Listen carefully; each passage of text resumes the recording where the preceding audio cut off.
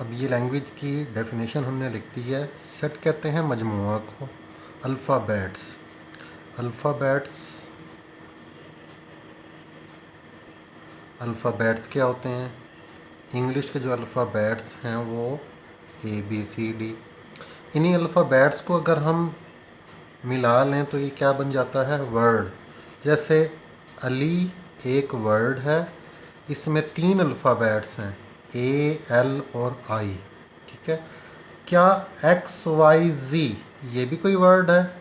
नहीं, ये वर्ड नहीं है। इन अल्फ़ाबेट्स को ऐसी अरेंजमेंट, ऐसी तरतीब से जोड़ें, इनको ऐसे कंबाइन करें कि जो वर्ड बने वो मीनिंगफुल हो। तो XYZ यहाँ पर भी अल्फ़ाबेट्स को कंबाइन किया है, लेकिन ये जो वर्ड बन रहा है ये मीनिंगफुल नहीं है, तो इसको हम वर्ड नहीं कहेंगे। इसी तरह डिजिट्स क्या होते हैं? 0, 1, 2, 3, 9 तक ये डिजिट्स हैं। इन्हीं डिजिट्स को मिला लें, कंबाइन कर लें तो ये एक नंबर बन जाएगा। 7, 8, 6 ये एक नंबर है और इसमें 7, 8 और 6 इसमें क्या है? डिजिट्स हैं। इसी तरह सिंबल्स, जैसे प्लस का सिंबल है, माइनस का सिंबल है, @ है, इसी तरह कैरेट साइन है, टाइल्ड साइन है, स्टैरिक है, स्लैश है, ये सारे क्या हैं? सिंबल्स।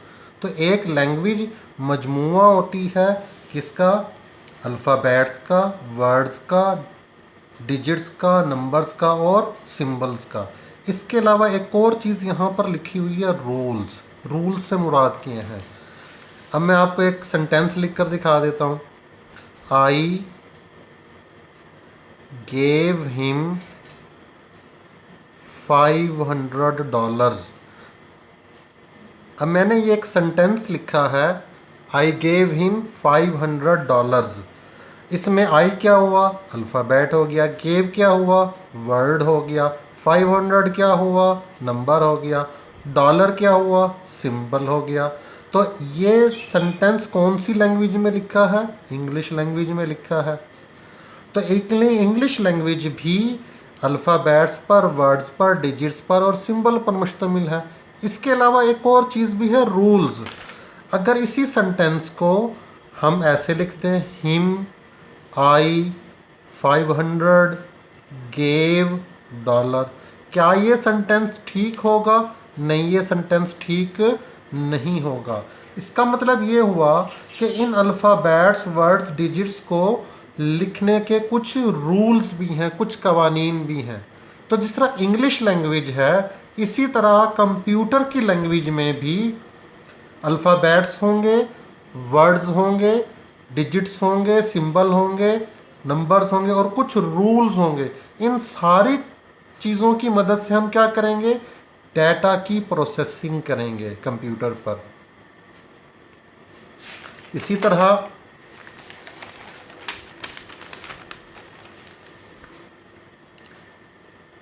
इंग्लिश इसी तरह ये जो लैंग्वेज है, लैंग्वेज ये जो लैंग्वेज है ये कम्युनिकेशन का एक ज़रिया है। जब कोई दो शख्स आपस में बात करते हैं तो एक लैंग्वेज की बदौलत करते हैं, एक ज़बान की बदौलत करते हैं। मिसाल के तौर पर अगर क्या ऐसा पॉसिबल है कि एक शख्स चाइना से आए और वो चाइनीज़ लैंग्वेज में बात करे और दूसरा जो है वो पाकिस्तान से हो, वो उर्दू लैंग्वेज में बात करे?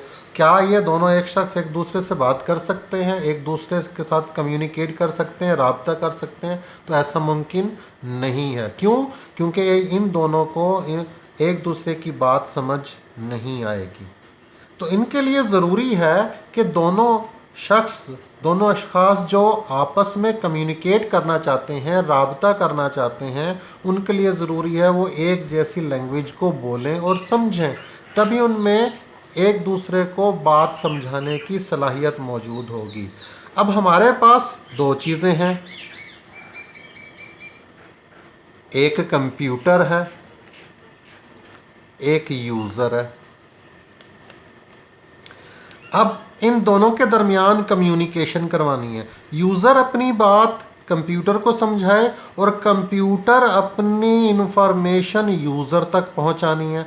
तो इनके दरमियान कम्युनिकेशन उसी वक्त पॉसिबल है जब इनकी लैंग्वेज सेम होगी।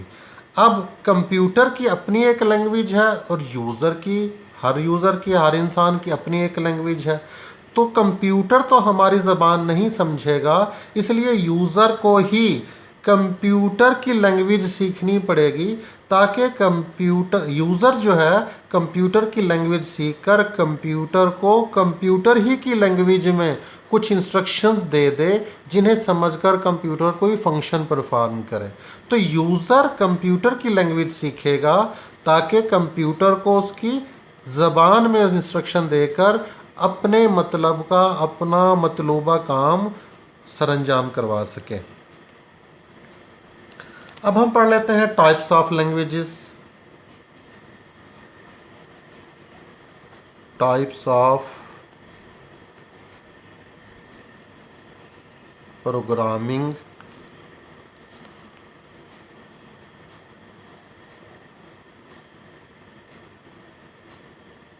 लैंग्वेजेस। जर्नली वैसे तो कंप्यूटर की बहुत सारी लैंग्वेजेस हैं। जर्नली कंप्यूटर की जो लैंग्वेजेस हैं उसकी जो टाइप्स हैं वो दो हैं। एक को हम बोलते हैं लो लेवल लैंग्वेजेस और दूसरे को बोलते हैं हम हाई लेवल लैंग्वेजेस। लो लेवल लैंग्वेजेस कौन सी होती हैं? अब मैंने अभी इसकी डेफिनेशन में समझाया था कि लैंग्वेज हमें क्या प्रोवाइड करती हैं। लैंग्वेज हमें इंस्ट्रक्शंस प्रोवाइड करती हैं। तो लो लेवल लैंग्वेजेस कंप्यूटर की ऐसी लैंग्वेजेस होंगी जो ऐसी ज़बान में इंस्ट्रक्शंस प्रोवाइड करेंगी जिन्हें कंप्यूटर इजीली अंडरस्टैंड कर लेगा। इसलिए हम कहते हैं low level languages are close to the hardware. Close to the hardware का मतलब ये है कि इन लैंग्वेजेस की जो इंस्ट्रक्शंस होंगी उन्हें हार्डवेयर कंप्यूटर के पुर्जे इजीली अंडरस्टैंड कर लेते हैं। इसके मुकाबले में जो हाई लेवल लैंग्वेजेस होती हैं ये ऐसी लैंग्वेजेस होती हैं जिन्हें ह्यूमन बीइंग जो है आसानी से अंडरस्टैंड कर लेंगे। यानी ये ऐसी इंस्ट्रक्शंस प्रोवाइड करेंगी हाई लेवल लैंग्वेजेस जो इंसान आसानी से समझ लेगा। इनमें मज़ीद डिफरेंस भी है। लो लेवल लैंग्वेजेस को सीखने के लिए आपको हार्डवेयर का डीप नॉलेज होना चाहिए, हार्डवेयर के आर्किटेक्चर का पता होना चाहिए, जबकि हाई लेवल लैंग्वेजेस को सीखने के लिए आपको हार्डवेयर के डीप नॉलेज की ज़रूरत नहीं होती। लो लेवल लैंग्वेजेस को जो सीखना है वो आसान होता है, मुश्किल होता है, और हाई लेवल लैंग्वेजेस को सीखना आसान होता है। लो लेवल लैंग्वेजेस को ट्रांसलेट नहीं करना पड़ता, जबकि इनकी कमांड्स को कंप्यूटर आसानी से अंडरस्टैंड कर लेता है without translation. High level languages की कमांड्स को इनके प्रोग्राम को ट्रांसलेट करना पड़ता है, क्योंकि इन कमांड्स को कंप्यूटर आसानी से अंडरस्टैंड नहीं कर सकता। लो लेवल लैंग्वेजेस के अंदर प्रोग्राम बनाना और उसको मॉडिफाई करने के लिए बहुत ज़्यादा एफर्ट करनी पड़ती है, जबकि हाई लेवल लैंग्वेजेस के अंदर प्रोग्राम बनाना, उस प्रोग्राम में कोई तब्दीली करना, उसको मॉडिफाई करना आसान होता है। तो इन शॉर्ट यूँ समझ लें कि लो लेवल लैंग्वेजेस वो होती हैं जिन्हें कंप्यूटर आसानी से समझ लेता है लेकिन इंसान मुश्किल से समझता है, और हाई लेवल लैंग्वेजेस ऐसी लैंग्वेजेस होती हैं जिन्हें इंसान आसानी से समझ लेते हैं लेकिन कंप्यूटर इन्हें ट्रांसलेट करके समझता है, डायरेक्ट नहीं समझ सकता। लो लेवल लैंग्वेजेस आगे दो तरह की होती हैं, सिर्फ दो लैंग्वेजेस हैं। एक को कहते हैं मशीन लैंग्वेज और दूसरी है असेंबली लैंग्वेज।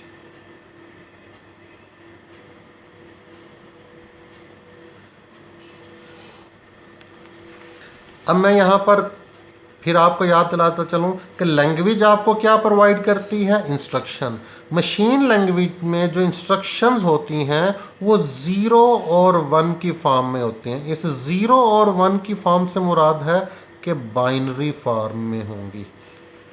यानी मिसाल के तौर पर अब ये एक इंस्ट्रक्शन लिखी हुई है, इस इंस्ट्रक्शन को कंप्यूटर तो आसानी से समझ लेगा, लेकिन इंसान के लिए समझना इसके लिए मुश्किल होता है। इसलिए मशीन लैंग्वेज जो है, यूँ समझ लें कि ये कंप्यूटर की एक मादरी ज़बान है और इसे ये बहुत आसानी समझ लेता है। जबकि असम्बली लैंग्वेज ये भी लो लेवल लैंग्वेज है, लेकिन इसके अंदर जो कमांड्स होती हैं वो इस शक्ल में होते हैं, शॉर्ट वर्ड्स होते हैं, मूव, ऐड, सब ये सारे कमांड्स लिख रहे हैं, सब, डिव, JMP, ये असम्बली लैंग्वेज की कमांड्स हैं। लेकिन ये कमांड, इन कमांड्स को हम, इन अल्फाज को कहते हैं निमोनिक्स। निमोनिक्स, यहाँ पर M साइलेंट है, इसको MNEMONICS निमोनिक्स पढ़ते हैं, M इसमें साइलेंट है। तो असम्बली लैंग्वेज भी लो लेवल लैंग्वेज है, लेकिन यूँ समझ लें कि ये वन स्टेप हायर होती है मशीन लैंग्वेज से। तो सिर्फ दो ही लो लेवल लैंग्वेजेस हैं, एक मशीन लैंग्वेज है और एक असम्बली लैंग्वेज है। अब हम आते हैं हाई लेवल लैंग्वेजेस की तरफ। हाई लेवल लैंग्वेजेस तीन तरह की होती हैं। एक को हम कहते हैं प्रोसीजरल लैंग्वेजेस,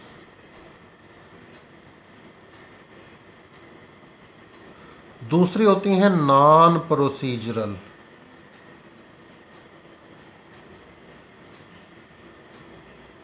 लैंग्वेजेस, और जो तीसरी होती हैं होती हैं ऑब्जेक्ट ओरिएंटेड लैंग्वेजेस।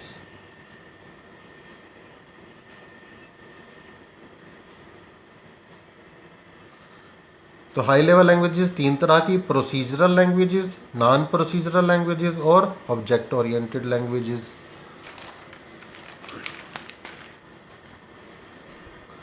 अब प्रोसीजरल लैंग्वेजेस ये क्या होती हैं? कंप्यूटर की ही लैंग्वेजेस और इंस्ट्रक्शंस प्रोवाइड करेंगी। ये लफ्ज़ निकला है प्रोसीजर से। ऐसी लैंग्वेजेस जिसमें आपने ये बताना हो व्हाट टू डू, क्या करना है, एंड हाउ टू डू, कैसे करना है। यानी तमाम कोई भी टास्क जो आप परफॉर्म करवाना चाह रहे हैं, जिसके लिए आप प्रोग्राम बना रहे हैं, उसमें पूरा प्रोसीजर, पूरा तरीक़ाकार बताना पड़ेगा, उसमें इंस्ट्रक्शंस लिखनी पड़ेगी, एक ख़ास तरतीब के साथ कमांड्स को, इंस्ट्रक्शंस को लिखना पड़ेगा, और वो इंस्ट्रक्शंस पूरा प्रोसीजर बताएंगी किसी काम को करने का, कि उसमें ये बताना पड़ेगा कि व्हाट टू डू, क्या करना है, हाउ टू डू, कैसे करना है। इसकी एग्जांपल्स में basic, beginners, all purpose symbolic instruction code पहली हाई लेवल लैंग्वेज है, सी लैंग्वेज है, पास्कल है, फोरट्रॉन फार्मूला ट्रांसलेशन लैंग्वेज है, ETC वगैरह वगैरह। ये सारी क्या हैं? और भी बेशुमार लैंग्वेजेस हैं, ये सारी प्रोसीजरल लैंग्वेजेस हैं। इसके बाद आ जाता है नॉन प्रोसीजरल।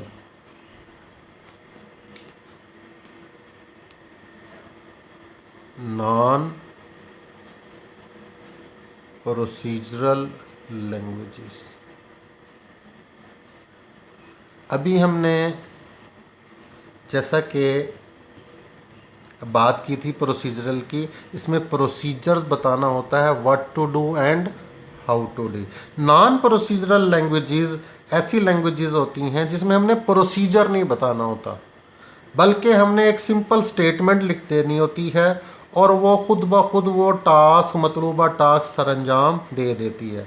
यानी इसमें ये बताने की ज़रूरत नहीं होती है व्हाट टू डू, ये बताने की ज़रूरत नहीं है व्हाट टू डू और हाउ टू डू, कि कैसे होना है। जैसे कि SQL है, structured Curie language, structured Curie language. इसके बाद आ जाती हैं object oriented languages. Object oriented languages. Object oriented languages ऐसी लैंग्वेजेस होती हैं जिसमें ऑब्जेक्ट एंड क्लासेस इस्तेमाल होती हैं। ऑब्जेक्ट एंड ऐसी लैंग्वेजेस जो ऑब्जेक्ट और क्लासेस को यूज़ करें उनको हम ऑब्जेक्ट ओरिएंटेड लैंग्वेजेस, ये पूरा एक सब्जेक्ट है, आगे हम इसको C++ में डिटेल में पढ़ेंगे। अभी मैं यूँ ऐसे बता देता हूँ कि ऑब्जेक्ट कोई भी चीज़ जिसका वजूद इस दुनिया में हो उसे हम ऑब्जेक्ट कहेंगे, और हर ऑब्जेक्ट की कुछ प्रॉपर्टीज़ होती हैं, कुछ फंक्शंस होते हैं, काम होते हैं। मिसाल के तौर पर जैसा कि मैं कह सकता हूँ कि ये मार्कर है, ये मार्कर है, इसकी कुछ प्रॉपर्टी, ये मार्कर क्या है, एक ऑब्जेक्ट है। टीचर क्या है, ऑब्जेक्ट है। स्टूडेंट क्या है, एक ऑब्जेक्ट है। जैसे अब ये मार्कर ऑब्जेक्ट है, इसकी कुछ प्रॉपर्टीज़ हैं। इसका कलर क्या है, कलर इसका पिंक कलर है तो पिंक कलर इसकी प्रॉपर्टी है। कल इसका प्राइस क्या है, 10 रुपीज़ इसकी प्राइस है तो प्राइस इसकी 10 रुपीज़ तो प्राइस इसकी प्रॉपर्टी है। इसी तरह इसका फंक्शन क्या है, इसका काम क्या, राइटिंग, इससे लिखा जाता है, लिखने का काम लिया जाता है। तो हर ऑब्जेक्ट की कुछ प्रॉपर्टीज़ होती हैं, हर ऑब्जेक्ट की कुछ प्रॉपर्टीज़ होती हैं, कुछ फंक्शन होते हैं। और ये ऑब्जेक्ट की ये प्रॉपर्टीज़ और फंक्शन कौन डिफ़ाइन करता है, इसकी क्लास डिफ़ाइन करती है। तो class define the properties and functions of an object. अब कौन कौन सी, C++ लैंग्वेज, ये ऑब्जेक्ट ओरिएंटेड लैंग्वेज है। जावा लैंग्वेज, ये भी ऑब्जेक्ट ओरिएंटेड लैंग्वेज है। VB.NET, ये भी ऑब्जेक्ट ओरिएंटेड लैंग्वेज है। C#, ये भी ऑब्जेक्ट ओरिएंटेड लैंग्वेज है। तो यहाँ से हमें ये पता चला कि ये जो C++ लैंग्वेज है कंप्यूटर की, ये एक ऑब्जेक्ट ओरिएंटेड लैंग्वेज है। यहाँ पर मैं एक बात की और वजाहत करता चलूँ कि C++ language purely object oriented language नहीं है। इसमें आप बगैर ऑब्जेक्ट और क्लास के भी प्रोग्राम बना सकते हैं, यानी इसको स्ट्रक्चर्ड प्रोग्रामिंग के तौर पर भी इस्तेमाल किया जा सकता है C++ लैंग्वेज को, और इसको ऑब्जेक्ट ओरिएंटेड लैंग्वेज के तौर पर भी इस्तेमाल किया जा सकता है। उम्मीद काफ़ी है कि आप लोगों को ये टॉपिक समझ आ गया होगा। अगर आपने मेरे चैनल को अभी तक सब्सक्राइब नहीं किया तो जल्दी से आप मेरे चैनल को सब्सक्राइब कर दें और नोटिफिकेशन बेल पर क्लिक कर दें ताकि हर नई आने वाली वीडियो का नोटिफिकेशन आपको मिलता रहे। अल्लाह हाफिज़।